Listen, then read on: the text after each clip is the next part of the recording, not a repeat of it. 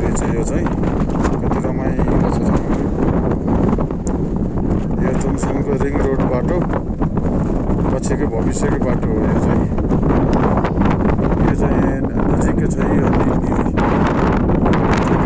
छ। यो बादल लाग्यो भएर सबै केही देखिएको छैन, यसमा थोरै देखिएको छ मात्रै। हामी चाहिँ अहिले धुम्मतालको माथि गुम्बामा आएर बसेका छौँ दर्शनको लागि।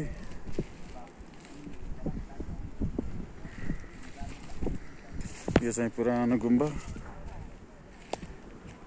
अहिले बन्दै गरेको यो नयाँ चाहिँ गुम्बा यो हो, रेडी भएको छैन। नीलगिरी त्यता भयो त, यो चाहिँ धौलागिरी साइड भयो। यो चाहिँ जुन यो देखियो यो चाहिँ धौलागिरी।